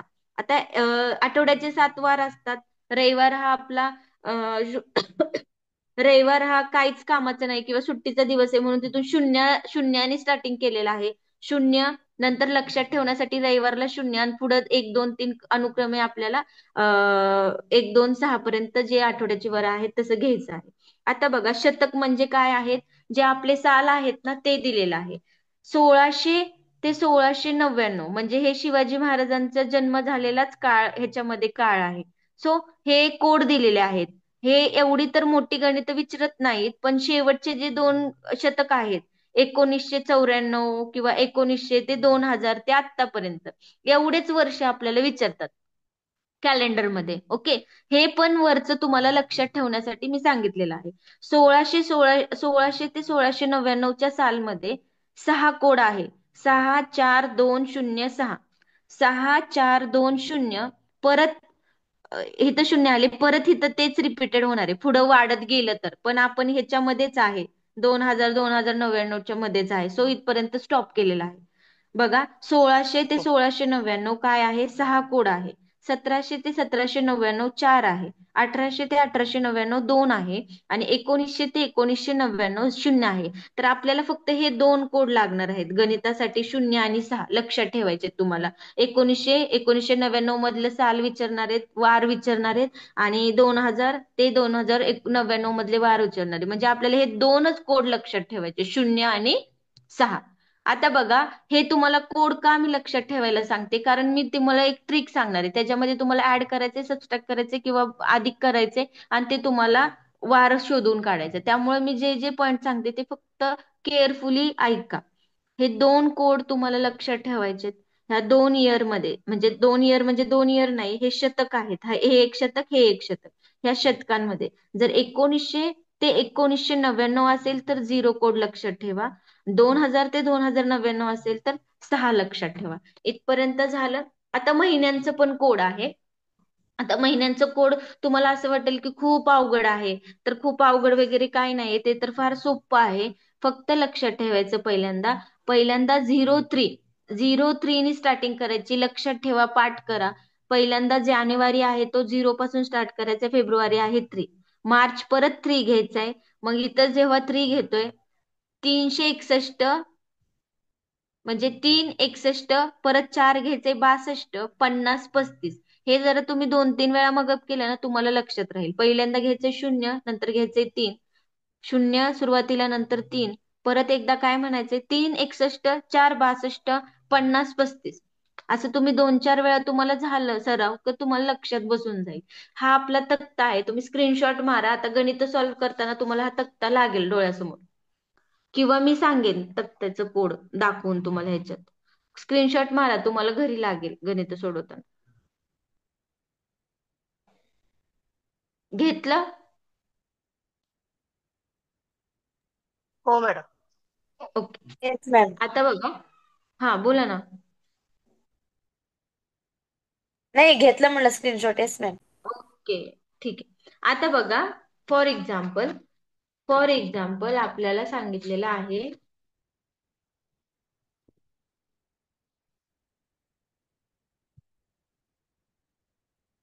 फॉर एक्झाम्पल आपल्याला सांगितलेलं आहे 23 डिसेंबर 2014 कोणता वार होता? 23 डिसेंबर 2014 कोणता वार होता, हे आपल्याला क्वेश्चन विचारलाय. कसं काढायचंय बघा. आधी काय करायचे, 23 तारीख आहे, आज इट इज लिहून ठेवायचे. डिसेंबरचा कोड किती आहे, इथं तक्त्यात यायचं. डिसेंबरचा कोड किती आहे, कुठे गेलं डिसेंबर, किती आहे, 5. आणि हे जानेवारी ते डिसेंबर लक्षात ठेवायला खूप सोपं आहे. पहिल्यांदा 0, हे कोड नंतर कसं क्रिएट केलात मॅम? हे कोड कसं क्रिएट केलात? मिस, मंथ हे लर्नच करून ठेवा. क्रिएट वगैरे म्हणजे ही ट्रिक आहे. ओके. हा, हे मगअप करायचे, म्हणजे मगअप म्हणजे तुम्हाला लक्षात ठेवायचे. मीन्स तुम्ही फाइंड आउट केलात का हे? हा, ओके. दाख हा, फाइंड आउट केलेत मी. बट तुम्हाला काय सांगते, कसे लक्षात ठेवायचे ते ट्रिक तुम्हाला सांगते. कसे कसे लक्षात ठेवायचे. अरे एवढं सगळं कसं लक्षात आणले, तिथे जातो तिकडे बस. ते ट्रिक कसे लक्षात ठेवायचे, 2 वेळा जरी तुम्ही लक्षात ठेवले की सर्वात जानेवारीची स्टार्टिंग आहे 0, नंतर आहे फेब्रुवारी 3, परत लक्षात घ्या 3 आलेला आहे, 3 नंतर 61, 300 4 नंतर 61 62, मग नंतर अर्धशतक 50 आणि नंतर 35. 0-3, 361, 0-3, 361, 4-62, 50, 35. 2 वेळा म्हटलं तरी पाठ होऊन जाते.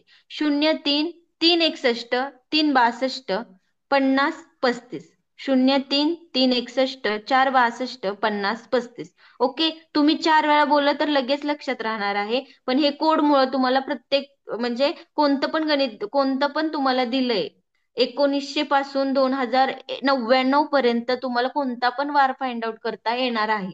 ओके, समजलं? डिसेंबरचा कोड काय आहे, 5 आहे. दिसलाय का? हो हो मॅडम, मॅडम. 5. हो. डिसेंबरचा कोड आहे 5. डिसेंबरचा कोड आहे 5. आता 2014 हे शतक कोणाच्या मध्ये येणार आहे? 6. 2000 आणि 2000 2099 मध्ये, 2000 आणि 2099 मध्ये 2014 येणार आहे, बरोबर? हो. हो मॅडम. हा, म्हणजे माझं कोड काय झालं त्याचं, 6. काय 6. झालेलं आहे, 6. 6. म्हणजे तुम्हाला इथं एवढं पाठ करायचं नाहीये, फक्त 2 कोड लक्षात ठेवायचंय. 1900 झिरो असेल तर सहा 0, 2000 असेल तर 6, एवढं लक्षात ठेवायचंय, लक्षात ठेवायचंय. आणि हे लक्षात ठेवलं राहणार कधी आहे, हाताखालून तुमच्या खूप जास्त गणित गेली तर तुमच्या ते लक्षात राहणार आहे. आजच्या पुरतं तुम्ही व्हिडिओ ऐकला आणि मग सोडून दिलं तर तुमच्या ते लक्षात नाही येणार आहे. तुमच्या हाताखालून 10, 12, 15, 16, 20, 25 अशी गणितं गेली ना, मग तुमच्या ते कोड ऑटोमॅटिकली तुमच्या डोक्यात येणार आणि पटकन तुम्ही सॉल्व्ह करणार. जसं आपण पाढे कसं करतो भाग घालवताना तसं. आता लक्षात ठेवा, 1900 असेल तर 0, 2000 आणि 2000च्या पुढचं दिलेलं असेल तर 6. एवढंच विचारणार आहेत, एवढेच पॉइंट आहेत. हे बाकीचं मी तुम्हाला फॉर नॉलेज साठी सांगितलंय. ओके, मग इथं मी घेतलं 2014 आहे म्हणून 6 कोड घेतला. बरोबर. आता इथे 6 घेतलाय. आता इथे नीट थोडस लक्ष द्या. इथपर्यंत कळलं काय केलंय? 23 डिसेंबर महिन्याचा कोड, 2014 वर्षाचा कोड, म्हणजे शतक केवळ कोणत्या शतकामध्ये येते त्याचा कोड घेतला. आता 2014 मध्ये शेवटचे दोन अंक आहेत ना, शेवटचे जे 2 अंक आहे त्याला डिवायडेड बाय 4 करायचे. काय करायचे त्याला? डिवायडेड बाय 4 करायचे. आता डिवायडेड बाय 4 का करायचे तर मी तुम्हाला सांगते. आता आपल्या ट्रिक मध्ये त्याला 4 ने 14 ला डिवाइड करायचे. हा छान. 4 ने 14 ला डिवाइड करायचं. कसा भाग घालवणार आहे तुम्ही? पूर्ण भाग नाही घालवायचा आहे त्याला, जेवढा अर्धा भाग. असे दोन उरते. चारच काय येतात मॅडम? चारनीच का एकच भाग घालायचा? एकच मिनिट मॅडम.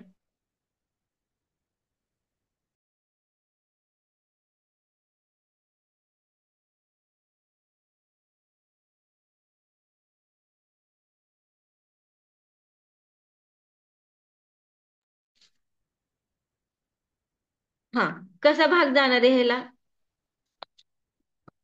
सांगा? 4 त्रिकोण 12. 12 2 4 राहिले. एके 4, 4 एके 4, 4 त्रिक 4 त्रिकोण 12. 12. बारा अजून खाली दोन काहीतरी राहिले. येईल. मग 2 राहिले. हा शून्य. इथे पॉइंट द्यायचा, डेसिमल पॉइंट. ऐका ना मॅडम, हा बरोबर पण आहे. बाकी इथं दोन. पॉइंट माझं ऐकून घेता का 2 मिनिटं? ऐका ना, हम्म. इथे आपला आलेला आहे किती? 4 त्रिक 12चा भाग लागला आणि पॉईंटच्या पुढं काही पण येईल आन्सर, एक्स वाय झेड. आपल्याला पुढे भाग घालवायचा नाहीये पॉईंटच्या पुढं. जे पण पॉईंटच्या आधी येईल किंवा जे पण पॉईंटच्या आधी येईल किंवा पूर्ण भाग गेलेला आन्सर असेल किंवा पॉईंटच्या आधी आलेला, आता इथं किती आले? 3 आले. तर आपल्याला फक्त 3 घ्यायचे, पुढची व्हॅल्यू घ्यायची नाहीये. इथं फक्त जे 4ने आपण भाग घालवतोय त्या संख्येला, त्याची फक्त भागाकार घ्यायचा आहे. पॉइंट मधलं पुढचं जे आलेलं आहे त्याच गरज नाहीये, फक्त पुढचं घ्यायचं आहे. पॉइंटच्या पुढे जी पण व्हॅल्यू येईल ती व्हॅल्यू घ्यायची आहे. ओके, बघा परत एकदा सांगते तुम्हाला. मॅडम 4 कसं आलं? 4 ट्रिक मध्ये आहे मॅडम, प्रत्येक इयरला तुम्हाला 4 ने डिवाइड करायचं आहे. प्रत्येक, आता जे पण तुम्हाला गणित येईल ना त्याला 4 नेच डिवाइड करायचंय. तिथं काय चेंजेस नाहीये तुम्हाला. ऐका, आता इथे 23 डिसेंबर 2014 आहे. 23 हाय तशीच लिहिलेत मी. डिसेंबर साठी मी कोणता कोड वापरलाय? 5. 2014 हे शतक आहे, त्याच्यासाठी कोड वापरलाय 6. आणि 2014 मधले शेवटचे 2 अंक आहेत 14. त्या 14 ला मी भाग घालवणार आहे 4ने. 4ने ह्याला पूर्ण भाग जात नाही. जेवढा भाग जातो तेवढी आधीची संख्या, पॉइंटच्या आधीची संख्या मी लिहिली आहे ती आहे 3. पुढचं आपल्याला काही गरज नाहीये. इथपर्यंत झालं. आता ह्यांची सगळ्यांची काय करायची? आपल्याला ऍडिशन करायची. करा बरं ऍडिशन, किती येते मला सांगा? 14 4 51 ऍडिशन येते.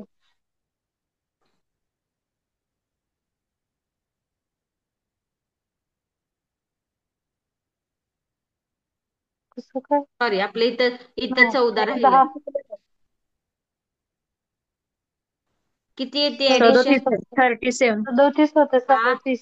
सहाच्या 37. सहाच्या ऐका ना मॅडम, 14. 23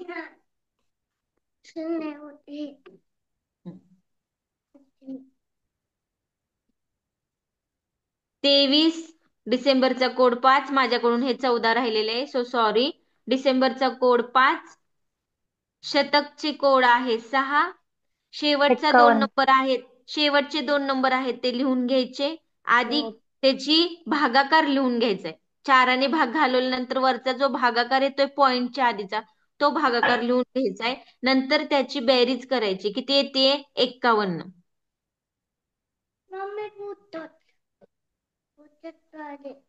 त्याची बेरीज येते 51. बंद केला रेग्युलर करा. हा धर. त्याची बेरीज किती येते? 51. इथपर्यंत 51. समजलंय? हो. मॅडम. इथपर्यंत कळलं? हा. आता इथे 51 येते. आता 51 म्हणजे आपलं फायनल आन्सर नाही. आपल्याला काय काढायचंय? आठवड्याचे किती वार असतात? 7 वार असतात. आठवड्याचे किती वार असतात? 7 असतात. म्हणून 51ला 7नी भागायचे. आता लक्ष द्या, 51ला 7नी भागायचे, पण आपल्याला इथं भागाकार घ्यायचा नाहीये. बाकी किती उरतीये? इथं बाकी किती उरतीये ते आपल्याला घ्यायची. म्हणजे बाकी उरलेलं जे आहे ते आपलं आन्सर असणार आहे.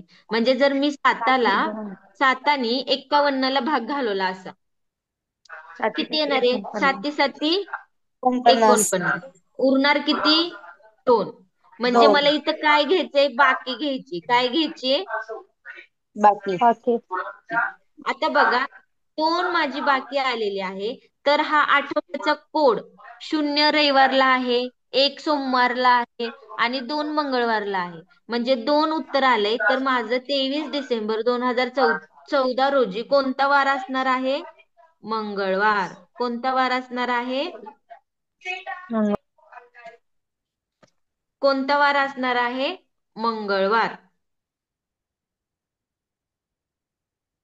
तुम्हाला थोडंसं अवघड वाटेल पहिल्यांदा तुम्हाला अवघड वाटेल, पण जेव्हा तुम्हाला सोडवायला इंटरेस्ट येईल, तुम्हाला कोड लक्षात राहतील, तर तुम्हाला सगळ्यात सोपं कॅलेंडर वाटेल. आता ते तुम्हाला मी ट्रिक म्हणजे जे तुम्हाला कोड दिलेत ना, ते मी इथं लिहून ठेवलेत. हा 5 काय आहे? महिना कोड आहे. हे 6 वर्षाचा कोड आहे. हा 2 नंबर 14 इथं लिहिलेत आणि डिवायडेड बाय 14ला 4ने भाग घालवल्यानंतर ह्याचा तुम्ही स्क्रीनशॉट मारा. तुम्हाला सगळं व्यवस्थित कळेल. मी कारण इथं मराठीमधून सगळं लिहिलेलं आहे, छोट्या छोट्या गोष्टी की कसं आलंय काय आलंय.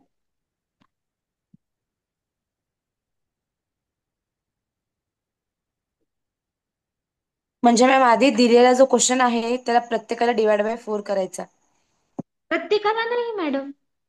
नाही म्हणजे कुठलाही क्वेश्चन असू दे. आता उदाहरणार्थ तिथं 12 जानेवारी 2015 असेल तर तिथं सणाच्या 12 शेवटी जानेवारी अक्षरला 2015 करायचं भागिले डिवायडेड. 4. बरं, अजून एक गणित घेऊया. थांबा 1 मिनिट, अजून एक गणित घेऊया. हम्म.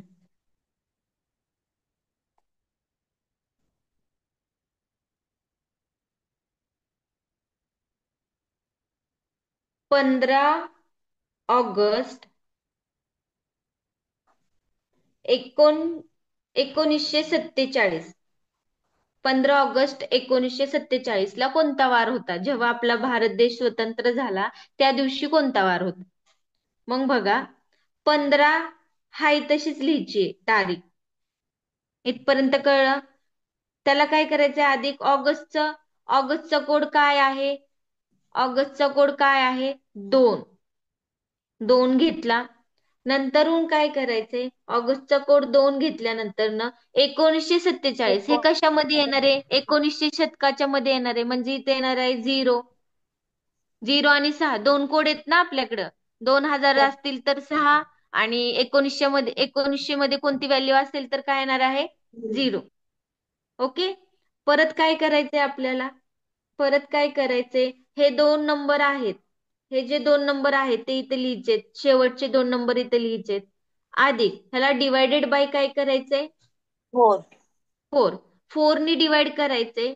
पण पूर्ण भाग घालवायचा नाहीये. जिथपर्यंत जातोय तेवढूसच घालवायचंय. म्हणजे पॉईंटच्या पुढे आन्सर एवढं डीप मध्ये जायचं नाहीये. म्हणजे आता इथं किती येईल बघा? 47. 10. येते बाकी 3 उरते. हा, किती येते? 11 येते, बरोबर ना? म्हणजे इथे तर येणार आहे 11. 11. 4 1 4 4 1 4. करेक्ट 11. समजलं ना इथं काय करायचंय? 11 येस येस 11 आले, पण कसं आलंय ते कळलं का? कळलं कळलं मॅम. ओके.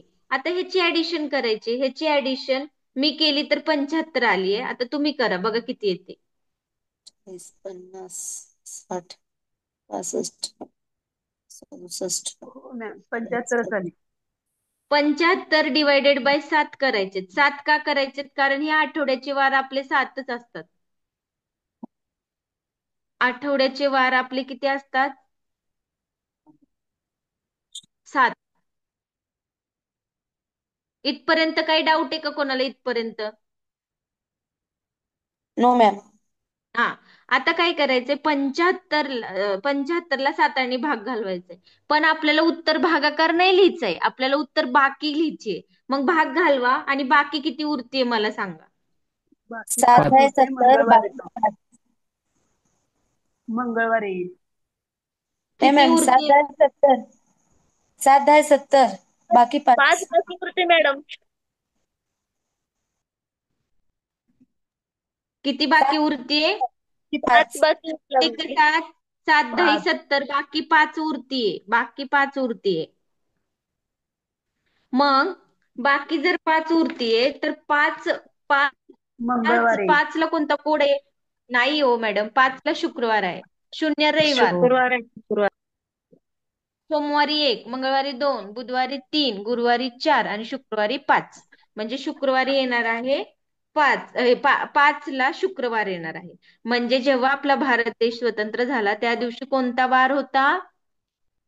शुक्रवार. शुक्रवार. इथपर्यंत समजलं का? येस. आता येस. तुम्हाला कोणतं पण काढता येईल ना? हो मॅडम समजलं. व्यवस्थित समज. म्हणजे हो तुम्हाला हो आता थोडस वाटेल की खूप काहीतरी दिलंय बाबा ह्या मॅडमनी, काहीतरीच आहे. पण हे तुम्हाला 2-4 वेळा केलं ना, 2-4 वेळा किंवा 3-4 वेळा, तर तुम्हाला ते जमणार आहे. ते तुम्हाला जमणार आहे. मॅडम माझ्याकडे एक प्रश्न आहे असंच. हम्म.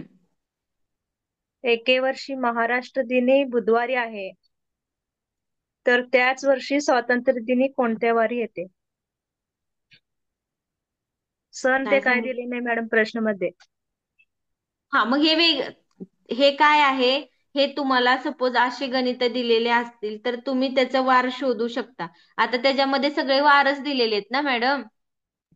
हा, एक महाराष्ट्र दिन एवढं दिलेत बुधवारी आहे आणि त्याच वर्षी स्वातंत्र्य दिन महाराष्ट्र कोण? दिन. महाराष्ट्र 1 दिन मे. म्हणजे कधी असतो? 1 मे. 1 हा, मे. अजून काय? 1 मे. हा, महाराष्ट्र बुधवारी दिन आहे बुधवारी आहे. बर, हा. आणि त्याच वर्षी स्वातंत्र्य दिनी कोणत्या वारी असेल?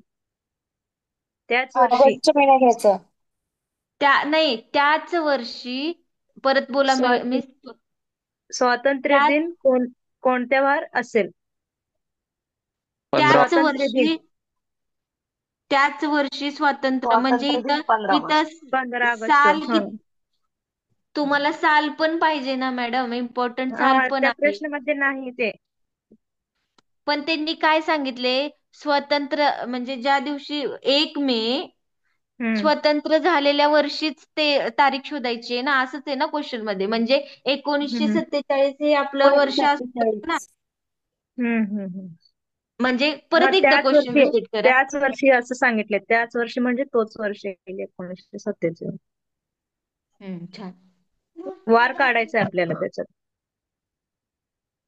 म्हणजे मी एक फॉर्म करते लॉजिकली, जे आपल्याला हा इन्फॉर्मेशन हा. आहे ना त्याच्यामधून. जर तुम्ही मला असा प्रश्न सांगितला असेल किंवा तुमच्याकडे असा प्रश्न असेल तर माझ्या मते तिथे हम्म. असणार आहे.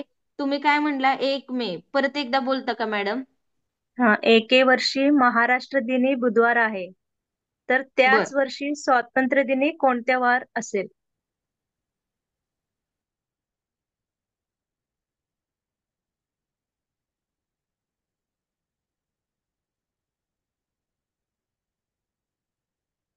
मग कोणता आन्सर येते? शुक्रवार येते का? नाही, गुरुवार आहे मॅडम याच्यात.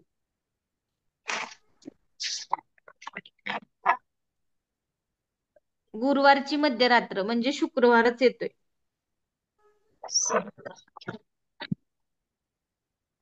इथं ऑप्शन गुरुवार दिलेले आहेत मॅडम. करेक्ट आन्सर गुरुवार आहे ना? हो गुरुवारची मध्यरात्र म्हणजे शुक्रवार. काय रे विहा?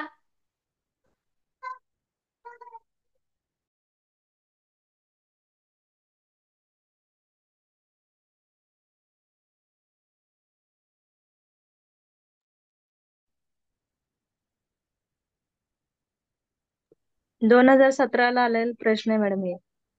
हा, तिथं एक्सप्लेनेशन नाही दिलं का तुम्हाला? नाही मॅडम. बर. प्रश्न मग परत एकदा वाचा ना मॅडम ते. हा, एके वर्षी महाराष्ट्र दिन बुधवारी आहे, तर त्याच वर्षी स्वातंत्र्य दिन कोणत्या वारी असेल?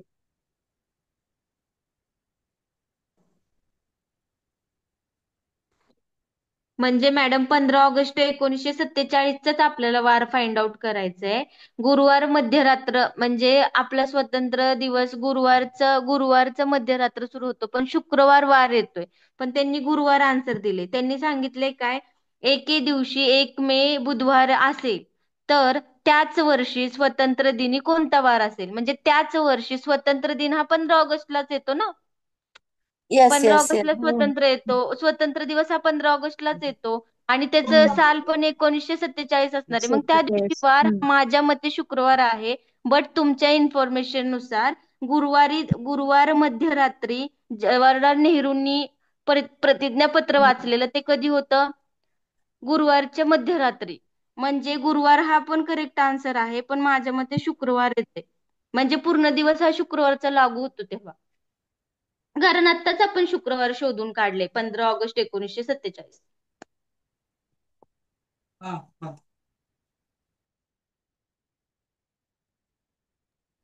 मॅम पण आपण त्याच्यानुसार काढलं तर शुक्रवार येतं. जर तसं पाहायला कन्सिडर केलं तर मग ते त्या दिवशी म्हणल्यानंतर गुरुवारच येणार ना. पण मॅडम ते गुरुवारच्या मध्यरात्री त्यांनी प्रतिज्ञापत्र रीड केलं. तर मग गुरुवार आपल्या भारतामध्ये ओके. असं रात्रीचे 12 नंतर दिवस 12 दुसरा नंतर लागतो. दुसरा दिवस. दुसरा तर दिवस कन्सिडर ऍज अ करतो. लॉजिक गुरुवार येऊ शकतं. बट आपण जे कन्सेप्ट आहेत आपल्या की बाबा 12 नंतर दुसरा दिवस येतो म्हणजे शुक्रवार येतो. पण तिथं हम्म. दोन तुम्हाला एक जनरल नॉलेजचं पण क्वेश्चन सांगते की तिथं लिहिताना नमूद काय केलंय माहिती का, गुरुवारची मध्यरात्र.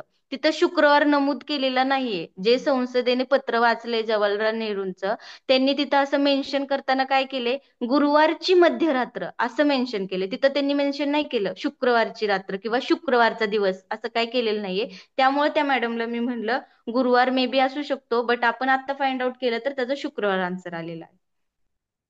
म्हणजे स्वतंत्र दिवस झालेला त्यांनी मेन्शन, जवाहरलाल नेहरूंनी जेव्हा पत्र रीड केलं ते लेटर, तेव्हा संसद जी आहे आपली त्यांनी काय सांगितलेलं की गुरुवारच्या मध्यरात्री जवाहरलाल नेहरूंनी ते जे लेटर रीड केलं तर ते गुरुवारची मध्यरात्र असेल सांगितले. त्याच्यामध्ये असं सांगितलं नाही की शुक्रवारी रीड केलं, गुरुवारची मध्यरात्र सांगितलेलं आहे तिथे. आता त्याच्यामध्ये मला पण आता एक्झॅक्टली आता गुरुवार शुक्रवार, पण शुक्रवार आपण आता काढलं तर हॅलो शुक्रवारच येते. हॅलो हम्म, मॅडम, गुरुवारच आहे मॅडम पुस्तकमध्ये. गुरुवारच आहे ना. हो हो, गुरुवारच आहे, बघितलं होतं मी. कशाचं गुरुवार आहे? एके वर्षी महाराष्ट्र दिन बुधवार आहे, तर त्याच वर्षी स्वातंत्र्य दिन कोणत्या वारी असेल? उत्तर आहे गुरुवार.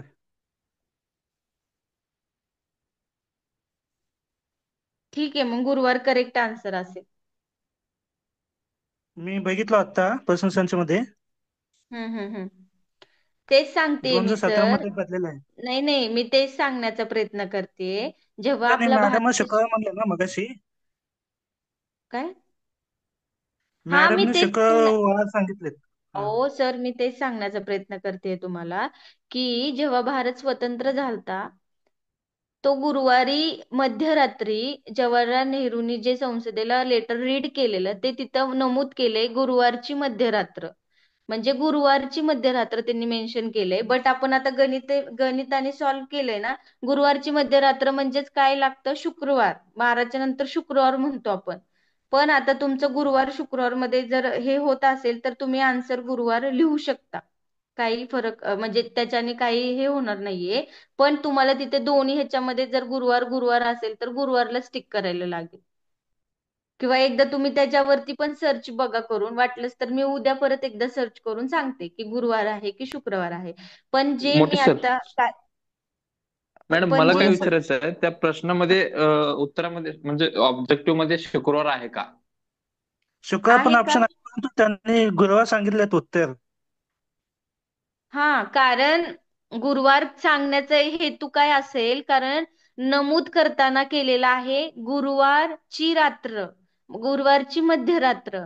पण आपण गणिती वे म्हणजे आपण मॅथमॅटिकल वेने काढलं तर तिथे येतो शुक्रवार.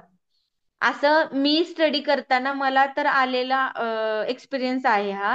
गुरुवारची मध्यरात्र असली तरी ह्याच्यावरती डेबिट आहे, गुरुवारची मध्यरात्र आणि शुक्रवार. गुरुवारची रात्र नंतर म्हणजे मध्यरात्र म्हणजे शुक्रवारच येतो 12 नंतरून. बट हे मी आणखीन तुम्हाला थोडासा अभ्यास करून सांगेल, शुक्रवार की गुरुवार काय फिक्स तुम्ही धरायचंय त्याच्यामध्ये. ओके. Okay madam. ओके. कारण तुम्हाला एक जनरल नॉलेजचा पण क्वेश्चन आहे, किंवा क्वेश्चन नसेल तरी तुम्हाला माहितीसाठी सांगते. जेव्हा आपण 15 ऑगस्ट 1947 रोजी जेव्हा आपला भारत देश स्वतंत्र झाल्यानंतर जवाहरलाल नेहरूंनी गुरुवारचं मध्यरात्री ते लेटर एक रीड केलेलं, तर गुरुवारची मध्यरात्र असं लावलंय, म्हणजे गुरुवार मेन्शन केले. हे मी तुम्हाला सांगण्याचा किती वेळा प्रयत्न करते की गुरुवार मेन्शन केलेला आहे सगळ्या पुस्तकांमध्ये. पण पण दुसरं पण माझं पण ऐका, 12 नंतर मध्यरात्री म्हणजे आता हे 12च्या नंतर आपण गुरुवारला गुरुवार नाही मानत, आपण शुक्रवार म्हणतो त्याला. कळतंय का मला काय सांगायचंय तुम्हाला? हो मॅडम. ओके मॅडम, मग अजून एकदा आम्ही सर्च करून बघतो मॅडम. असू दे. नाही, बरोबर आहे. गुरुवार हे कन्फ्युज व्हायला आन्सर लागलाय. नाही हॅलो. नाही गुरुवार हे आन्सर पुस्तकांमध्ये सगळीकडे गुरुवारच आहे. हा म्हणजे हा. मला आणि ते मला आलेला काय सांग प्रश्न आहे ना मॅडम. हा, गुरुवारच आहे, गुरुवारची मध्यरात्र किंवा गुरुवार असंच मेन्शन केलेलं आहे. बट त्यांचा डिफरन्स जो आहे, शुक्रवार गुरुवारच्या मध्यरात्रीनंतर शुक्रवार सुरू होतो. पण तुम्हाला असं म्हणजे किंवा असे तुम्हाला ऑप्शन नाही क्लिक करायचे, तुम्हाला करेक्ट ऑप्शन क्लिक करायचंय. त्यामुळे मी तुम्हाला सर्च करून उद्या सांगेन की कोणतं करेक्ट ऑप्शन आहे, शुक्रवार की गुरुवार. पण आपण जे सोडवले त्यावेळी 15 ऑगस्ट 1947 रोजी शुक्रवार आहे असं आपल्या सोडवलेल्याच्या वेने आहे. पण गुरुवारी, कारण ह्याच्यावरती डेबिट आहे, डेबिट म्हणजे ह्याच्यावरती मतभेद आहेत, शुक्रवार गुरुवार गुरुवार ह्याच्यामध्ये मतभेद आहेत. तर मी परत एकदा सर्च करून तुम्हाला नक्की कोणता वार आहे ते सांगते. ओके. Hello madam. ओके हा, मॅम. बोला ना. मी सांगू का मॅडम ह्याचं उत्तर कसं येते? हो हो हो, सांगा सांगा. महाराष्ट्र दिन 1 मे ला असतो. हम्म मे मध्ये 31 दिवस असतात. हम्म मग 1 तारीख सोडली, राहिले 30 दिवस. हम्म जूनचे 30 दिवस, जुलैचे जूनचे 30 मे मध्ये दिवसांचा 33 दिवस असतात. 31 दिवस असतात, पण 1 मे आपण सोडला ना, त्या दिवशी महाराष्ट्र दिवस असतो म्हणून. जूनचे माझं पण मॅडम तसं केलंय, मॅडम तसं केलं जुलै 1960 मध्ये 15 ऑगस्ट कुठल्या तारखेला होतं ते बघूया. मॅडम थोडस ऐकलात तर बरं होईल. हा, बोला ना. हो हो, सांगा मॅडम. 31ला ऑगस्ट महिन्यात 31 दिवस असतात. आणि राहिला कोणता? मे, जून, जुलैला 31 दिवस आणि ऑगस्टचे 15 दिवस. परत एकदा सांगते, मेचे 30 दिवस, जूनचे 30 दिवस, जुलैचे 31 दिवस आणि ऑगस्टचे 15 दिवस, कारण 15 तारखेला 15 ऑगस्ट असतो. ह्या सगळ्यांची जर आपण बेरीज केली तर 106 दिवस होतात. 106 दिवसाला आपण 7नी भागायचं. 7नी का भागायचं? तर 7 दिवसांचा आठवडा असतो. त्याचा भागाकार 15 येतो आणि बाकी शिल्लक राहते 1. म्हणजे जो वार 1 मे ला होता बुधवार, त्याच्यानंतरचा 1 दिवस पकडायचा म्हणजे गुरुवार. माझं पण उत्तर असंच आलंय मॅडम.